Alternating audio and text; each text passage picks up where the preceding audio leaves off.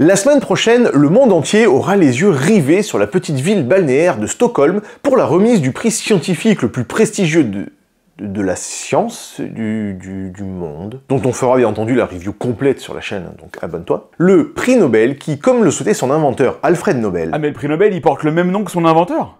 Mais c'est comme une coïncidence de ouf hein, quand on y pense. Non mais je veux dire, c'était quoi la probabilité pour que ça arrive quoi? Oui, non mais je vois ce que tu veux dire, mais... Enfin non, je vois pas du tout, non. On te laisse le temps nécessaire. Prix prestigieux, donc, récompensant les personnes ayant apporté le plus grand bénéfice à l'humanité. Rien que ça, dans 5 disciplines, physique, chimie, littérature, paix et médecine ou physiologie. Plus économie, créée plus tard, mais tout ça, j'en ai déjà parlé dans cette vidéo, parce qu'aujourd'hui, on va pas parler de ça. Merde, j'espère que vous avez une chute à tout ça, parce que l'intro est comaque. Mais du jumeau maléfique du prix Nobel, le 12 parsec des prix scientifiques, le prix Ig Nobel, qui récompense les études et découvertes scientifiques à peu près. Les études les plus débiles crues 2024. Et il y a du gratiné à l'AOP 18 mois d'affinage sur cette année encore. Hein. Comme d'habitude, on partage si on a aimé, on like si on a aimé, il y a les t-shirts sur la boutique si on veut s'habiller, on s'abonne si on veut rester, ici et sur les autres réseaux sociaux pour être tenu informé. D'ailleurs, je vais bientôt vous solliciter pour une prochaine vidéo, donc n'hésitez pas. Et j'en profite, allez tous lâcher un gros message d'amour à Cara sur son Insta. Tu te souviens de Cara?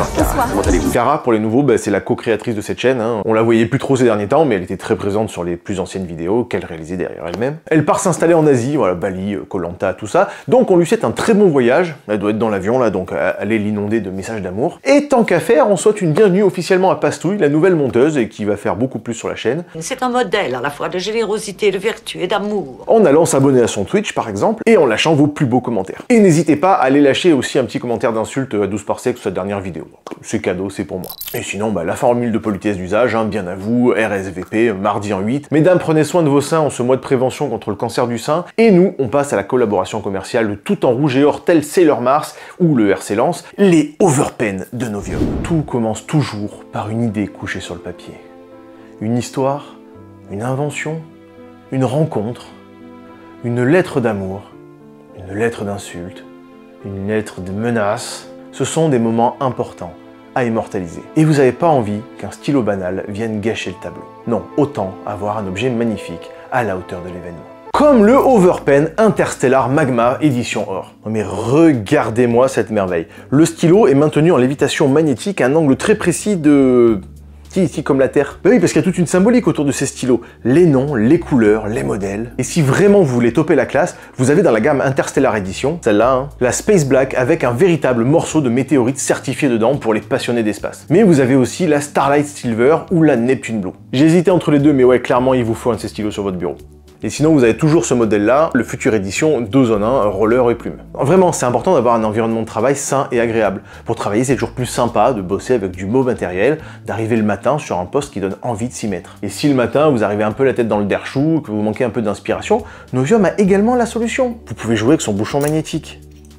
C'est classe, c'est élégant, et c'est aussi hypnotisant et déstressant de le faire tourner. Tiens d'ailleurs, petite astuce, on est entre nous, je vous la livre comme ça, vous n'avez pas d'aquarium chez vous. Bon, on sait tous que les écrans c'est mauvais pour les enfants, et quand ils s'ennuient vu que vous n'avez pas d'aquarium, plutôt que de les foutre devant la télé, vous les posez devant un Overpen qui tourne. Ils vont regarder tourner ça pendant des heures et vous aurez la paix. Enfin, pensez quand même à jouer un petit peu avec eux, hein, ça grandit vite ces petits êtres-là, mais bon. J'adore écrire avec, hein, c'est tellement fluide que même moi j'écris bien.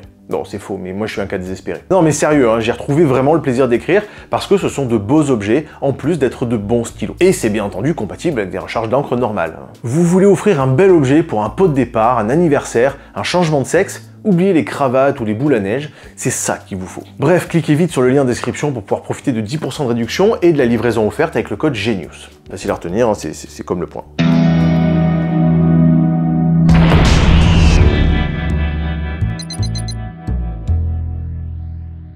Créé en 1991 par la revue humoristique Annals of Improbable Research, avec 2 N Annals, hein, pas de ça ici.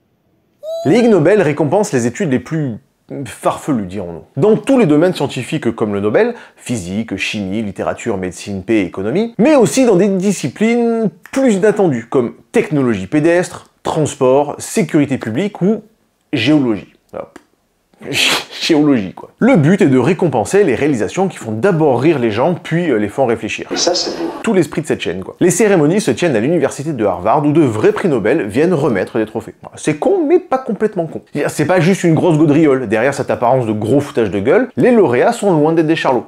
Enfin, certains si, mais bon, je veux dire, certes, les études et les conclusions semblent loufoques, mais c'est souvent de vraies études quand même, hein, avec de vrais protocoles scientifiques respectés, et certaines de ces recherches ont même réellement contribué à des avancées scientifiques ou technologiques, comme on va le voir. Alors, en 33 ans d'existence, hein, vous doutez bien que ce palmarès mi-prestigieux, mi-rigolo et remi-prestigieux derrière a produit 2-3 belles pièces. Auparavant desquels nous n'avons pas à rougir, nous Français, puisque un de nos compatriotes s'est distingué 2 fois dans ce prix, ce bon vieux Jacques Benveniste, fervent partisan de la théorie de la mémoire de l'eau, récompensé en 1991 pour avoir démontré de manière, selon lui, satisfaisante, que l'eau est capable de retenir des événements bien après la disparition de toute trace de ces événements. De manière, selon lui, satisfaisante. C'est ça qui est important ici. Oublie que t'as aucune chance, vas-y, fonce. On sait jamais, sur un malentendu, ça peut marcher. Je vous rappelle que l'eau dont vous êtes composé est statistiquement passée par l'urètre d'un tyrannosaure, hein, ou est sortie du pot d'échappement d'une bagnole. Bref, on pourrait faire un épisode entier sur l'eau, mais on a déjà parlé un petit peu ici, et un petit peu ici, en attendant un jour un épisode éventuel hein, sur le génie incompris de la mémoire de l'eau. Mais oui, c'est n'importe quoi. Et donc notre Jaco national récidive en 1998 avec son affirmation que l'eau a une mémoire et que ses propriétés peuvent être transmises par des vecteurs ondulatoires appropriés, notamment via Internet. Et le téléphone. Et ça, c'est beau. Et ça, c'est toujours de la merde. Je vais bien entendu pas tous les citer, mais parmi les bonnes doses de rigolade, on peut citer par exemple les prix Ig Nobel de la paix 1991, lors du premier cru donc, décernés à Edward Tyler, le père de la bombe à hydrogène, et grand amateur du système d'armes La Guerre des Étoiles, pour avoir consacré sa vie à changer la signification du mot paix. Dans le plus grand des calmes. Il ne faut jamais sous-estimer le caractère prévisible de la bêtise humaine. En 1992, le prix Ig Nobel de médecine a été remis à des chercheurs japonais du Shiseido Research Center of Yokohama pour leurs travaux précurseurs sur l'élucidation des composants chimiques responsables des mauvaises odeurs des pieds, et particulièrement pour avoir conclu que les personnes pensant puer des pieds en puent, et ceux qui ne le pensent pas n'en puent pas. Comment tu te lèves le matin en te disant « Ouais, aujourd'hui j'ai contribué à améliorer le monde et à faire avancer la science en bossant là-dessus ». Encore 1993, Ig Nobel de médecine, James F. Nolan, Thomas J. Stilwell et John P. Sands Jr., médecins, pour leur mémoire de recherche « Gestion correcte d'un pénis coincé dans une fermeture éclair ». Toujours en 1993, Ig Nobel de technologie visionnaire, décerné conjointement à Jay Fishman. Qu'est-ce que c'est que ce mec? D'où il sort? De Farmington Hills, au Michigan, brillant créateur de l'autovision, un dispositif projetant des images sur le pare-brise, rendant possible de conduire et de regarder la télévision simultanément, et à la législature d'État du Michigan, pour l'avoir rendu légal.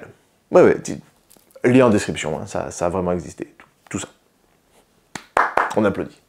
1995, psychologie, Shigeru Watanabe, Junko Sakamoto et Masumi Wakita de l'université de Keio pour avoir appris à des pigeons à faire la différence entre les tableaux de Picasso et ceux de Monet. 2006, médecine, Francis M. Fessmeyer de l'université de Tennessee pour son rapport d'études cliniques sur le soulagement des hoquets tenaces par massage rectal digital. J'ai pas le hoquet. Bon. Ah bon?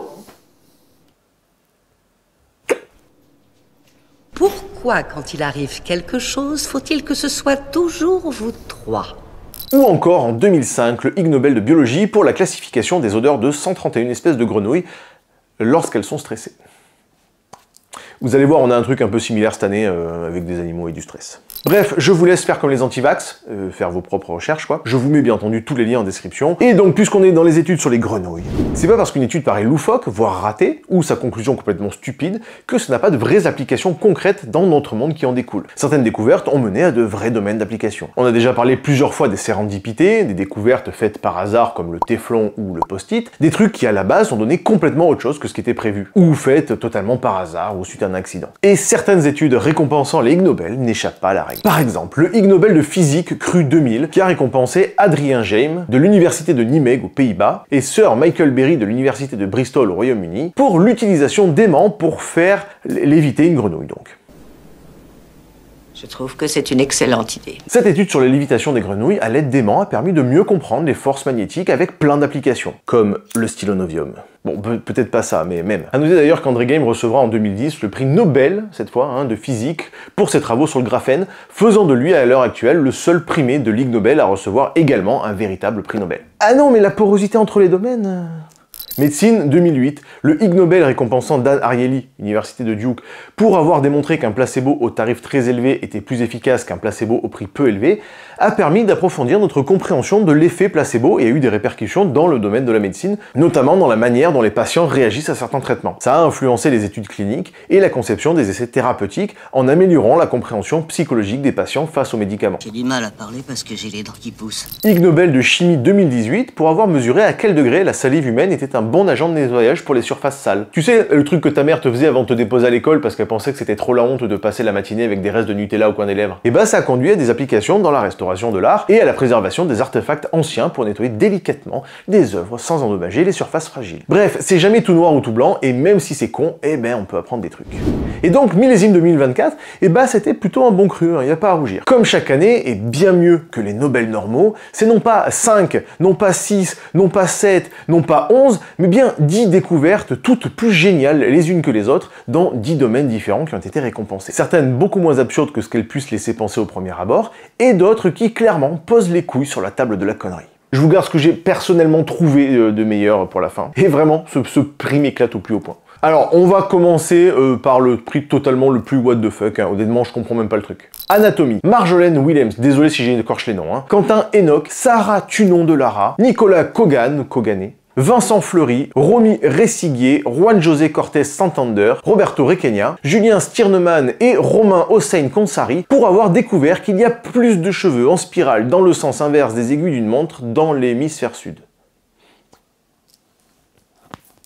Alors oui, effectivement, comme vous le savez probablement, peut-être pas, mais il y a ce qu'on appelle l'effet Coriolis, c'est-à-dire cette tendance qu'ont certains fluides à tourner dans un sens ou dans l'autre selon dans quel hémisphère, nord ou sud, ils sont. Les ouragans, par exemple, tournent toujours dans le même sens selon l'hémisphère. Beaucoup d'expériences plus ou moins carrées ont été menées, notamment pour savoir si la chasse d'eau des toilettes coule plutôt dans un sens ou dans l'autre. Et bon, globalement, on va pas se mentir, il y a trop d'éléments pour que vraiment ce sens de rotation soit déterminant sur un truc aussi petit. Voilà, pour avoir un sens précis dans les toilettes, quelles que soient vos toilettes. Et du coup, j'ai été assez surpris que les cheveux suivent cette tendance, surtout que moi ils tournent un peu dans ce sens-là, un peu dans ce sens-là.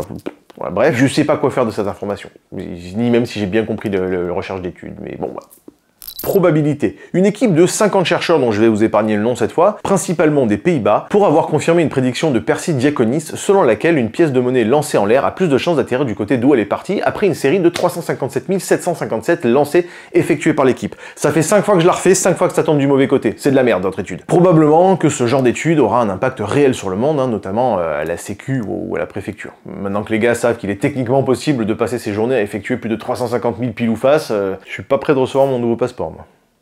Ig Nobel de la paix à B.F. Skinner pour ses expériences visant à déterminer la faisabilité de l'hébergement de pigeons vivant à l'intérieur de missiles afin de guider les trajectoires de vol de ces derniers.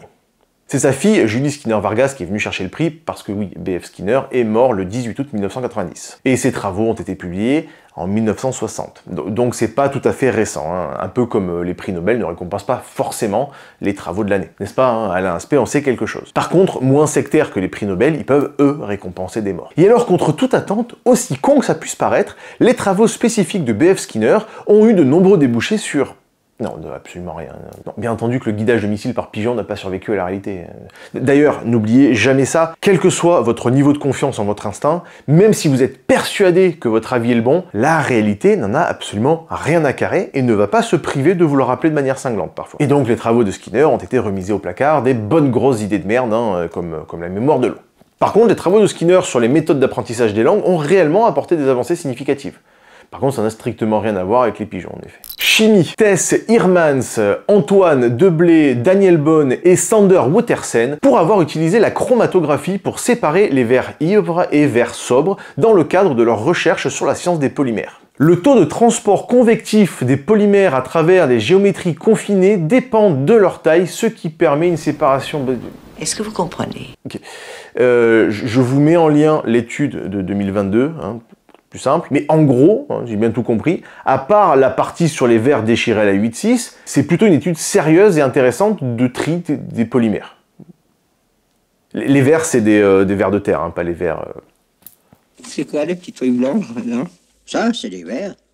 Mais donc voilà, à part le fait que ce soit des vers bourrés, a priori, normalement, ça a l'air d'être une étude relativement sérieuse. Botanique, Jacob White et Felipe Yamashita, pour avoir découvert dans leur étude de 2022 que la plante Bochylla trifoliolata peut imiter les feuilles de plantes en plastique placées à côté d'elle, ce qui les a amenés à conclure que la vision végétale est plausible. Et c'est complètement vérifiable, hein, regardez, moi j'ai ma plante, elle imite à la perfection l'activité cérébrale des spectateurs de 12 par sec.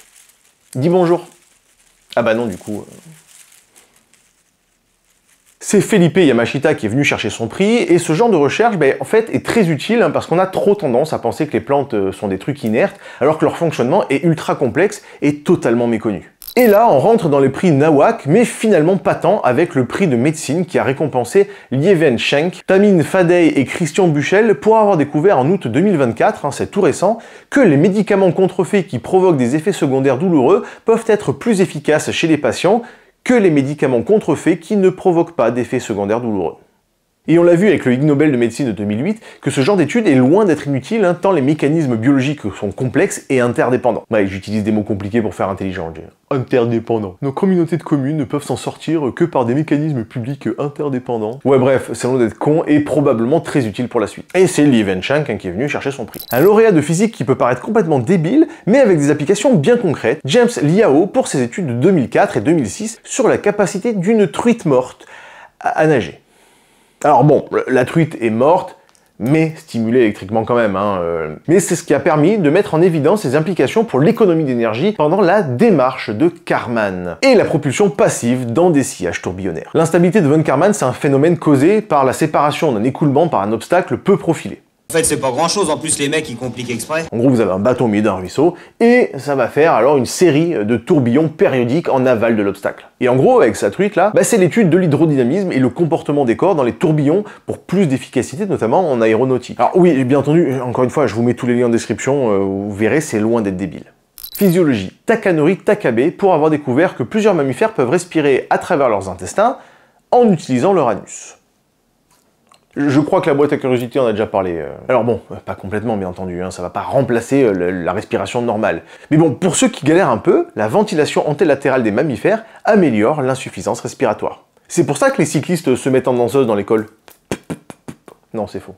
Et on finit donc avec mes deux préférés, les deux prix à mon sens les plus cons de cette année 2024. Pour avoir découvert qu'en plaçant un chat sur le dos des vaches et en faisant exploser des sacs en papier toutes les 10 secondes pendant 2 minutes, celle-ci produisait moins de lait. Voilà. Donc là, je comprends ni le projet, ni le processus, ni la conclusion. Si, je comprends la conclusion, les vaches sont stressées, oui, forcément, tu fais péter un truc, mais c'est-à-dire c'est quoi? C'est le chat sur le dos des vaches? Enfin, dans quel cas, oui, bien entendu, à partir du moment où il y a un chat dans la pièce, c'est normal d'être stressé. Saleté de chat. Mais pourquoi rajouter un sac en papier en plus? À la base, le but était de comprendre comment les vaches crachent leur lait. Mais le sac, le chat...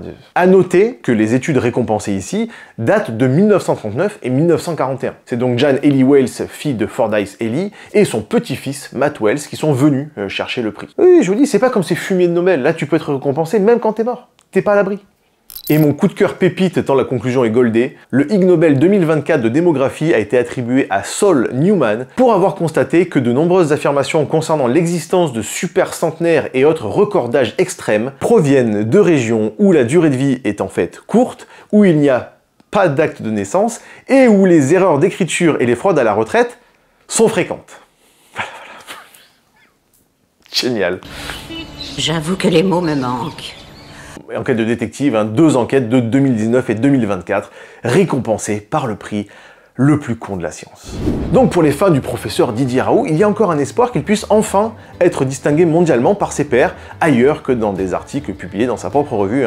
L'espoir n'est pas mort pour lui. Il y a toujours moyen de se marrer avec la science et la recherche et de la rendre fun, accessible et de toucher d'autres publics. Même absurde, certaines de ces recherches mènent à de vraies applications et ne sous-estimez jamais une découverte scientifique, même si c'est débile au premier abord, même si c'est complètement autre chose qu'on cherchait à faire à la base, parce que n'oubliez pas que le génie est partout.